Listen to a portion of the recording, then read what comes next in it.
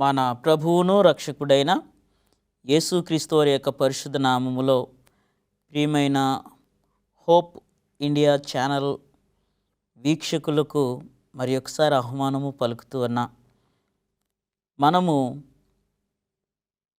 మరణములో మానవుని స్థితి అనే వాక్య ధ్యానములు చేయించున్న మరణమును గూర్చిన మర్మమును దేవుడు మనకు బయలుపరుస్తున్నారని నేను నమ్ముతున్నాను. మరి యొక్క శీర్షికలో మరి యొక్క భాగానికి ధ్యానము నిమిత్తం మిమ్మల్ని ఆహ్వానిస్తూ ఉన్నాను. గత వారం పరదేశంలో ఉన్న 3వ భాగము మరణించిన వారు ఏమవుదురో మనం నేర్చుకున్నాం. వారు ఎక్కడున్నారు, ఏం చేస్తున్నారో, పరలోకం వెళ్ళారా, పరదేశం వెళ్ళారా అని కొన్ని విషయాలు మనం వాక్యం నుండి ధ్యానించాం. ఈ వారము ఒక ప్రత్యేకమైన అంశాన్ని నేను ధ్యానించాలి, మీకు తెలియజేయాలని ఆశపడుతున్నాను. ఏంటంటే మరి పరదేశంలో లేరు, పరదేశంలో ఉండాలంటే హక్కు గలవారై ఉండాలి. హక్కు గలవారై ఉండాలంటే ఎవరెవరు ఉండరు? ఆ విగ్రహారాధికులు ఉండరు, దొంగలు ఉండరు, అబద్ధికులు ఉండరు, వ్యభిచారికులు ఉండరు, విగ్రహారాధకులు ఉండరు అని స్పష్టంగా చెప్పారు. అక్కడ జీవవృక్ష ఫలములను భుజింపనిస్తాను ఎవరికి? జయించిన వారికి అని అంత స్పష్టంగా చెప్పారు. మనం నమ్ముతున్నట్టు పరదేశంలో లేరు. ఎక్కడున్నారు? సమాధుల్లో ఉన్నారని మనం నమ్ముతున్నాం. సమాధుల్లో ఎందుకున్నారు?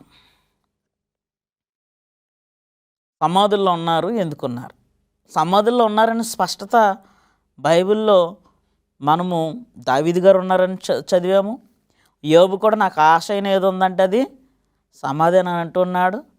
ఇంకా కొన్ని వచనాలని స్పష్టంగా అసలు ఈ మరణించిన వారు ఎక్కడున్నారు, ఎందుకున్నారు అనే ఈ అంశం మీద కొద్దిగా ఇంకా విఫలముగా మనము పరిశుద్ధ గ్రంథం నుంచి నేర్చుకుందాం. ఇప్పుడు మన పరిశుద్ధ గ్రంథాలని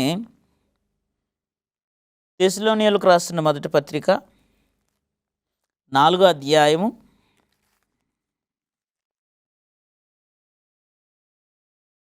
తెస్సలోనియులకు రాసిన మొదటి పత్రిక 4వ అధ్యాయము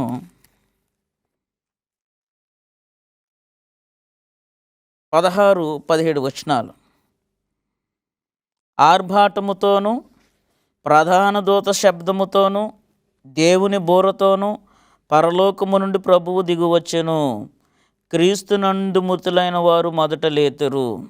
ఆ మీదట సజీవులమైన నిలిచిండు మనము వారితో కూడా ఏకముగా ప్రభువును ఎదుర్కొనుటకు ఆకాశ మండలమునకు మేఘముల మీద కొనుపోబడదము. స్పష్టంగా వాక్యం చెప్తుంది. చనిపోయిన వారు ఎక్కడున్నారంటే అండి, క్రీస్తు వచ్చే వరకు కూడా వారు సమాధుల్లో ఉంటారు. అప్పుడు ఆర్భాటముతో ప్రధాన దూత శబ్దముతో దేవుని బోరతోను పరలోకము నుండి ప్రభువు దిగి వచ్చినప్పుడు క్రీస్తునందుండి మృతులైన వారు మొదట లేస్తారు. మనం దీన్ని అపార్థం చేసుకొని అవసరం లేదు.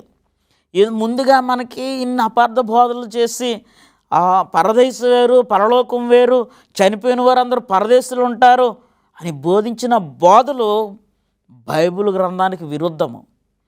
ఈరోజు నాడు బైబిల్ ఎంత చక్కగా మనకి ఎంత విపులముగా వివరిస్తున్నదో చూడండి. ప్రభువు పరలోకము నుండి ప్రధాన దూత శబ్దముతో, కడబూర శబ్దముతో ఆయన వచ్చినప్పుడు అంటండి మృతులైన వారు మొదట లేస్తారని ఉంది. పరదేశం నుంచి వస్తారని లేదు కదా. మొదట ఇదొక్క మాటేనా? వారు ఎక్కడున్నారు? సమాధుల్లో ఉన్నారు. మనం బైబిల్లో వచనాలు చూసాం. ఇంకో వాక్యం నేను చదవాలని ఆశపడుతున్నా. మొదటి కొరింథీయులకు రాసిన మొదటి పత్రిక 15వ అధ్యాయము 50వ వచనము నుండి 55 వచనాల వరకు మనం చదువుకుందామండి. సహోదరులారా, నేను చెప్పినది ఏమనగా రక్తమాంసములు దేవుని రాజ్యమును స్వతంత్రించుకొన నేరవు. అక్షయతను స్వతంత్రించుకొనచుకొనది ఇదిగో మీకు ఒక మర్మము తెలుపుచున్నాను. మనమందరము నిద్రించము, కానీ నిమిషములో ఒక రెప్పపాటున కడబూరం రోగగానే మనమందరము మార్పు పొందుదము. బూరం రోగును, అప్పుడు మృతులు అక్షయులుగా లేపబడుదురు, మనము మార్పు పొందుదము. ఇక్కడ కూడా అపోస్తలుడైన పౌలు గారు స్పష్టంగా చెప్తున్నాడండి, మనందరము కూడా ముందు పరలోకం చేరమంటండి. ఎందుకు? ముందుగా బూరం రోగన వెంటనే మృతులైన వారు అక్షయులుగా లేపబడతారంటండి. ఏమండి? అలాగే ఈ శరీరము దేవుని రాజ్యాన్ని స్వతంత్రించుకోవాలంటే క్షయమైన ఈ శరీరము అక్షయత, ఇంకేమంటున్నాడో మనం చూద్దామండి. క్షయమైన ఈ శరీరము అక్షయతను ధరించుకొనవలసి ఉన్నది, మర్త్యమైన ఈ శరీరము అమర్త్యమును ధరించుకొనవలసి ఉన్నది. ఈ క్షయమైనది అక్షయతను ధరించుకున్నప్పుడు, ఈ మర్త్యమైనది అమర్త్యతను ధరించుకున్నప్పుడు విజయమందు మరణము మృంగివేయబడును. ఏమండి? ఏదైనా మనములో దేవుడు మానవునికి ఏమిచ్చాడు? అమర్త్యతనిచ్చాడు. ఏదైనా మనములో జీవవృక్షమును పెట్టారు. కానీ మానవుడు దేవుని మాటను అతిక్రమించటము వలన, అవిధేయత చూపించటం వలన, విధేయతను కోల్పోవడం వలన వారు అమర్త్యతను కోల్పోయారు, మర్త్యతను పొందారు. కాబట్టి మర్త్యమైనది ఈ శరీరము అమర్త్యత మరలా ధరించుకోవలసి ఉన్నది. క్షయమైన ఈ శరీరము అక్షయతను ధరించుకొనవలసి ఉన్నది, ధరించుకోవాలి. కానీ అది చనిపోయిన వెంటనే జరగదు. బైబిల్ స్పష్టంగా చెప్తుంది. వెయిట్ చేయాలి, వేచి ఉండాలి. ఎప్పటి వరకు? ఎలాగో మృతం పొందుతాం, మృతి పొంది సమాధుల్లో మనం ఉంటామని బైబిల్ చెప్తుంది. తెస్సలోనీయులకు రాసిన మొదటి పత్రికలో మనం చదివాం, ప్రభు రెండో రాకడ వరకు మృతులైన వారు సమాధుల్లో ఉంటారు. అప్పుడు సమాధులు తెరవబడితే వారు లేపబడతారు. అప్పుడు మనందరము రెప్పపాటిన మహిమ శరీరులుగా, మనందరం అంటే అర్హతలు ఉన్నాయి ప్రియమైన వారులారా, మర్చిపోవద్దు. వ్యభిచారికులు, మాంత్రికులు, అబద్ధికులు, అబద్ధమును ప్రేమించి జరిగించిన వారు, ఇంకెవరు? విగ్రహారాధకులు పరలోక రాజ్యము చేరరు. ఇంకా క్రైస్తవ్యంలో విగ్రహారాధనలు ఉన్నాయండి. బైబిలు విగ్రహారాధనకు వ్యతిరేకమైతే బైబిల్ను చదువుచున్న వారే పూజలు చేస్తున్నారు. ఎంత భయంకరమైన విగ్రహారాధన జరుగుతుందో మనం టీవీలో చూస్తున్న శుభవార్త ఛానల్లో, ఇంకా అనేకమైన ఛానల్స్లో కూడా ఈ క్రైస్తవ పూజ పురస్కారాలు పెట్టేస్తున్నారు. ఇతరులనేమో నిందిస్తూ ఉన్నాం, మనమేమో పాటిస్తూ ఉన్నాం. అటువంటి వారు పరలోక రాజ్యం చేరరు. ఎవరు చనిపోయినా ఎక్కడున్నారు? ముందు సమాధుల్లో ఉంటారు. ప్రభు రెండోసారి వచ్చినప్పుడు లేపబడతారు. అందరూ లేపబడతారు. నీతిమంతులు లేపబడతారు, అనీతిమంతులు లేపబడతారు. ఎందుకు? తీర్పు పొందడానికి. అంతవరకు వీళ్ళు ఏం చేస్తారు? 2 కొరింథీ 5వ అధ్యాయం 2 కొరింథీ 5వ అధ్యాయం 10వ వచనం నేను చదువుతున్నాను. ఎందుకనగా తాము జరిగించిన క్రియ చొప్పున అవి మంచిదైనా సరే చెడ్డవైనను సరే దేహముతో జరిగించిన వాటి ఫలము ప్రతివాడు పొందినట్లు మనమందరము క్రీస్తు న్యాయపీఠం ఎదుట ప్రత్యక్షము కావలెను. కావున మేము ప్రభు విషయమై భయము నెరిగి మనుష్యులను ప్రేమించుచున్నాము. మేము దేవునికి ప్రత్యక్షపరచబడిన వారము, మీ మనస్సాక్షులు కూడా ప్రత్యక్షపరచబడినవని నమ్ముచున్నాను. అపోస్తలుడైన పౌలు గారు కొరింథీ సంఘంతో స్పష్టంగా ఆయన తెలియజేస్తున్నాడు. ప్రతి క్రియ కూడా అవి మంచివైనను సరే చెడ్డవైనను సరే దేహముతో జరిగించిన వాటి ఫలము ప్రతివాడు పొందినట్లు మనందరము క్రీస్తు న్యాయపీఠం ఎదుట నిలవవలసి ఉన్నాం. ఎప్పుడు ఈ న్యాయం జరుగుతుంది? ఆయన న్యాయపీఠం ఎదుట ఎప్పుడు నిలబడాలి? ఏమండి, యోహాను సువార్తలో మనం చదివాం కదా, ఆయన పరలోకం నుండి దిగి వచ్చినప్పుడు ఆయన శబ్దం విని లేస్తారని. తెస్సలోనికలో చదివాం కదా, ఆయన రెండోసారి వచ్చినప్పుడు కడవరి బోర మోగినప్పుడు ఆర్భాటముతోను ప్రధాన దూత శబ్దముతోను ప్రభు వచ్చినప్పుడు మృతులైన వారు మొదట లేస్తారు. ఈ మృతులైన వారు సమాధిలో ఉన్నారు, క్రీస్తు ఎదుట నిలబడాలి. ఎందుకంటే అండి, మనం జరిగించిన ప్రతి దానికి తీర్పు పొందడానికి. ప్రియమైన వారులారా, మర్చిపోవద్దు, ప్రతి క్రియ కూడా దేవుని గ్రంథములో లిఖితమవుతూ ఉన్నది. ప్రతి పాపపు తలంపు కూడా మర్చిపోవద్దు, దేవుని జీవ గ్రంథములో నీ పేరు లేకుండా చేస్తుంది. తీర్పు దినము నాడు నువ్వు సిగ్గుపడిపోవలసి వస్తుంది, అవమానము పడవలసి వస్తుంది. అందుకే అపోస్తలుడైన పౌలు గారు అంటున్నారు, సిగ్గుపడనవసరము లేని ధైర్యముతో ఆయన కృపాసనం ఎదుట నిలుచుటకు మనం ఔధైర్యము పొందినట్లు మన పక్షమున విజ్ఞాపనము చేయుటకై మన ప్రధాన యాజకుడు ఉన్నాడు. కాబట్టి మీ ప్రతి పాపము నుండి మిమ్మల్ని విమోచించడానికి మధ్యవర్తిగా యేసుక్రీస్తు వారు ఉన్నంత వరకే, కృప విస్తరించినంత వరకే మారు మనసు పొందే అవకాశం ఉంది. మారు మనసు పొందకపోతే, ఇదిగో నేను త్వరగా వచ్చుచున్నాను, ప్రతి వానికి ఇచ్చుటకు వాని క్రియ చొప్పున జీతము నా యొద్ద ఉన్నదని క్రీస్తు వారు ప్రకటన గ్రంథంలో తెలియజేస్తున్నారు 22వ అధ్యాయంలో. అంతేగాని చనిపోయిన వెంటనే పరదేశో, నరకానికో, పాతాళానికో, చెరలోనికో ఎవరు వెళ్ళరండి. అసలు ఇది బైబిల్ విరుద్ధం, బైబిల్కి విరుద్ధం. ఏదో లేనిపోయిన మాటలకి సొంత మాటలు కల్పించి సొంత భావాలు. ఒక్కటి మీరు అడగాలండి, ఎవరు ఏ బాధకుడు ఏ వాక్యము చెప్పినా, మరణానికి సంబంధించిన ఏ మర్మాన్ని వర్ణించేటప్పుడు తమ సొంత మాటలు చెప్పినా మీరు అడగవలసింది ఏంటంటే, ప్రతిదానికి బైబిల్ వాక్యాన్ని చూపించమని అడగాలి. ఎందుకంటే మనము కేవలము బైబిల్ను మాత్రమే నమ్ముతాం. దిద్దుబాటు తీసుకొచ్చిన దిద్దుబాటుదారుడైన మార్టిన్ లూథర్ గారు బైబిల్ మాత్రమే మనము నమ్మాలి, ఆయన కృప మాత్రమే మనల్ని రక్షిస్తుంది. సోలా స్క్రిప్చరా, సోలా గ్రాషియా ఆయన అన్నాడు, కృప మాత్రమే.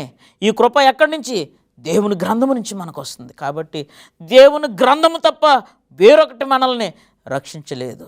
ఈ జీవ గ్రంథము ఉన్న మాటలు మాత్రమే మనకు మారు మనసును కలిగించగలవు, మన పాపము నుండి మన కనివిప్పు ఇవ్వగలవు, మనల్ని దేవుని యొద్దకు రావడానికి ఈ గ్రంథము మాత్రమే సహాయం చేస్తుందండి. మనుషుల మాటలు కొన్నిసార్లు మనల్ని నెమ్మలు పరచకపోవచ్చు. ఒక భక్తుడు అంటున్నాడు, నీ వాక్యమే నన్ను బ్రతికించాను, నా బాధలలో నెమ్మదినిచ్చాను, కృపాసత్య దయాసత్య సంపూర్ణుడా వాక్యమై ఉన్న యేసు వందనమయ్యా అని పాట రాశాడు. ఈ వాక్య రూపమే, ఆదియందు వాక్యముండెను, వాక్యము దేవుని యొద్ద ఉండెను, ఆ వాక్యమే శరీరధారి అయి మన మధ్యలో ఆనాడు తన స్వకీయ యొద్దకు వచ్చారు. ఈనాడు మరలా వాక్య రూపంలో మన మధ్యలో ఉన్నాడు. కాబట్టి ఈ వాక్యాన్ని మనం నేర్చుకోవాలి, ఈ వాక్యాన్ని మనం వినాలి. వారు ఎక్కడున్నారు? సమాధుల్లో ఉన్నారు. ఎందుకున్నారు? తీర్పు పొందడానికి ఉన్నారు. అంతేగాని పరదేశం వెళ్ళలేదండి. వెళ్ళారని ఏ ఒక్క వాక్యము చెప్పట్లేదు. వెళ్ళారనే మాట ఎక్కడా మనకు లేదు. పరదేశం చూశానని ఒక అతను అన్నాడు, పరదేశంలో జీవవృక్షం అందని ఒక అతను అన్నాడు, పరదేశంలో నాతో కూడా ఉందని క్రీస్తు వారు అన్నారు. ఈ పరదేశం ఏంటా అని మనము వివరణ లేఖనాల్లో చదివితే పరలోకం అని తేలింది. పరదేశంలో ఉండాలంటే హక్కు గలవారుగా ఉండాలని కూడా వాక్యాన్ని చదివాం. ఏంటయ్యా హక్కు అంటే? చెవు గలవాడు వినుగాక, జయించువానికి పరదేశంలో ఉన్న జీవవృక్ష ఫలములను భుజింపనిత్తును అని అన్నాడు. కానీ ఎవరు లేరు. ఎందుకు లేరు? ప్రభువారు రావాలి, వారిని తీసుకెళ్ళాలి, అప్పుడు వారు అక్కడ నివాసం చేయాలి. మరి ఎక్కడున్నారు? సమాధుల్లో ఉన్నారు. ఎందుకున్నారు? తీర్పు పొందడానికి ఉన్నారు. తీర్పులోనికి ఏమేమి వస్తాయో మనం చూసాం. శరీరంతో జరిగించిన ప్రతీది, అది మంచిదే కానివ్వండి చెడ్డదే కానివ్వండి, తీర్పులోనికి వస్తుంది. కాబట్టి ప్రియ సహోదరి సహోదరుడా, నియంత్రణ లేకుండా, కంట్రోల్ లేకుండా నీ శరీరంతో ఏం చేస్తున్నావు? నీ శరీరాన్ని దేనికి ఉపయోగిస్తూ ఉన్నావు? అది మంచిదైనా చెడ్డదైనా తీర్పులోకి వస్తుంది. మర్చిపోకు. దేవుడు రాసుకుంటున్నాడు, దేవుడు లిఖించుకుంటున్నాడు. అపోస్తుల కార్యాలు 17వ అధ్యాయం,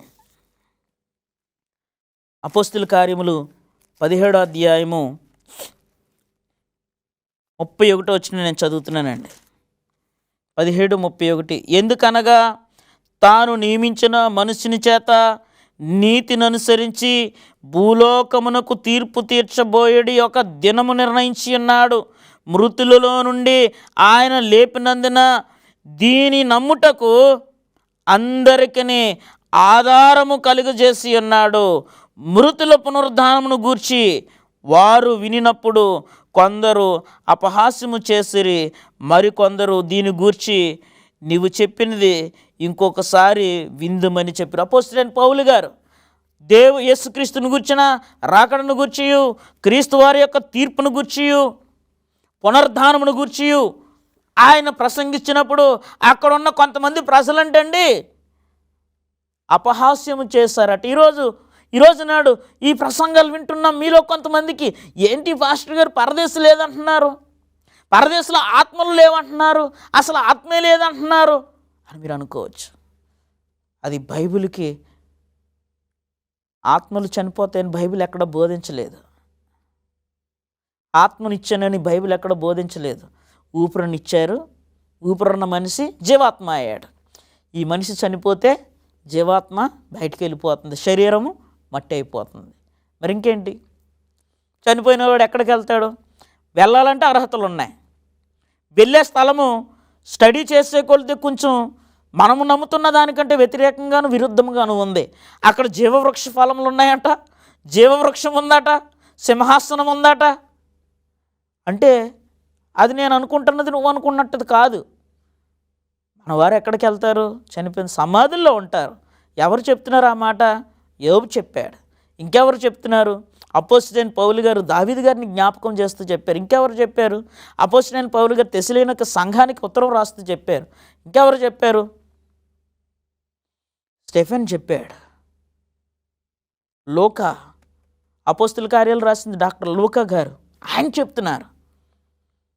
చనిపోయిన వారు పునరుద్ధానము గూర్చి వారు విన్నప్పుడు, ఈరోజు నువ్వు కూడా పునరుద్ధానం వరకు సమాధుల్లో ఉంటారు. క్రీస్తు ఎలా పునరుద్ధానుడయ్యాడో ఆయనందు విశ్వసించిన వారు కూడా అలా పునరుద్ధానం అవుతారు. అందుకే ఆయన వచ్చాడు. మొదటిసారి ఆయన పునరుద్ధానుడే మనకు చూపించాడు. ఇదిగో పాపములో మీరు కొట్టుమిట్లాడుతున్నారు, మీకు నిత్య జీవమును అనుగ్రహం నా యందు విశ్వసించిన వాడు. మోసే ఎలాగైతే సర్పమును పైకెత్తిన అలాగే విశ్వసించు ప్రతివాడును నశింపక ఆయన ద్వారా నిత్య జీవం పొందినట్లు మనుష్య కుమారుడు ఎత్తబడవలెను. దేవుడు లోకమును ఎంతో ప్రేమించును కాగా ఆయన తన అద్వితీయ కుమారునిగా పుట్టిన వాని యందు విశ్వసించు ప్రతివాడును నశింపక నిత్య జీవము పొందినట్లు ఆయనను అనుగ్రహించును.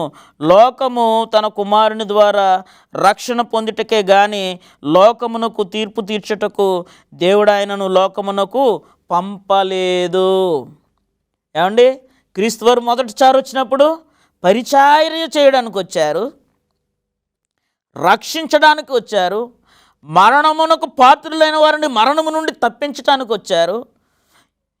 అరణ్యములో చనిపోతున్న వారి పక్షాన మోసే ప్రార్థించి సర్పమునెత్తినట్లు యేసుక్రీస్తు వారు నశించిపోతున్న వారిని రక్షించుటకు సిలువపైకి ఎత్తబడడానికి వచ్చాడు. క్రీస్తు వారు ఆయన పరిచర్యలో ఆయన ఒక మాట చెప్పారండి, if I be lifted up, మీరు నన్ను పైకెత్తిన ఎడల నేను అందరినీ ఆకర్షించుకుంటాను అని చెప్పాడు. ఆయన్ని మనము ఆయన ద్వారా ఆకర్షించబడాలి. క్రీస్తువారు వెతికి రక్షించడానికి వచ్చారు. నశించినది ఏంటి? పాపము చేసిన జీవాత్మ, పాపములో కొటిమిట్లాడిపోతున్న మానవుని రక్షించడానికి. ఈ మానవుడు చనిపోయిన తర్వాత సమాధిలో ఉంటాడు. ఎంతవరకు ఉంటాడు? ప్రభువు రెండోసారి వచ్చే వరకు ఉంటాడు. ఎందుకున్నాడు? తీర్పు పొందడానికి ఉన్నాడు. కాబట్టి అపోస్తలుడైన పౌలు గారు పునరుద్ధానం గురించి మాట్లాడినప్పుడు అక్కడ ఉన్నవారు అపహాసం చేశారట కొంతమంది. ఈ రోజునాడు కూడా పునరుద్ధానం వరకు కూడా అందరూ సమాధిలో ఉన్నారంటే మీలో కొంతమంది అనుకుని వచ్చిన, కానీ అది లేఖనానికి అనుగుణంగా మాట్లాడుతున్నాను. ఈ మొదటి పునరుద్ధానంలో పాల్గొన్నవారు ధన్యులను కూడా వాక్యం చెప్తుంది. ప్రకటన గ్రంథం 20వ అధ్యాయం, ప్రకటన 25వ వచనం నేను చదువుతున్నాను. 20వ అధ్యాయము 5వ వచనం.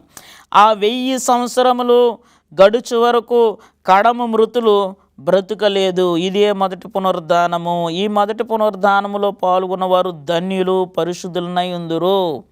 ఇటు వారి మీద రెండవ మరణమునకు అధికారము లేదు. వీరు దేవునికిని క్రీస్తునకును యాజకులై క్రీస్తుతో కూడా 1000 సంవత్సరాల రాజ్యము చేయుదురు. కాబట్టి ప్రియమైన వారలారా, మంచి సదావకాశం, దీన్ని పోగొట్టుకోవద్దు. మొదటి పునరుద్ధానంలో పాల్గొన్నవారు ధన్యులు. ఈ పునరుద్ధానమును పొందినవారు అదృష్టవంతులు. వారు పరలోక రాజ్యములో ప్రభు అయిన యేసుక్రీస్తుతో 1000 ఏండ్ల పరిపాలనలో వారు పాలుభాగస్తులు అవుతారు. ఎవరైతే పరలోకానికి రాలేదో అటు వారికి వారు తీర్పు తీరుస్తారని లేఖనము తెలియజేస్తోంది. దేవదూతలకు తీర్పు తీరుస్తారు, మనుషులకు తీర్పు తీరుస్తారని వాక్యం తెలియజేస్తోంది. కాబట్టి మరణములో ఎంత మర్మం ఉందో, ఒక్క మరణం అనే సిద్ధాంతము ద్వారా ఎంతమంది నశించిపోతున్నారు. ఏం తిన్నా పర్లేదు, ఏం త్రాగినా పర్లేదు, అది శరీరానికి అంటుకుంటుంది. శరీరము నశించిపోతుంది, ఆత్మ పరదేశం వెళ్తుంది అనే సిద్ధాంతం బైబిల్లో లేదండి. ఎవరైనా మంచివారైనా చెడ్డవారైనా ఎంత నీతిమంతుడైనా దావీదు, యోబు లాంటి వాళ్ళే ఎక్కడున్నారని వాక్యం చదివిస్తుందండి? సమాధుల్లో ఉన్నారు. కాబట్టి మనకి బాధ కలిగిన ఒక సత్యం ఏంటంటే, ఇప్పుడు అది బాధ కలగొచ్చు కానీ ఇది వాస్తవం.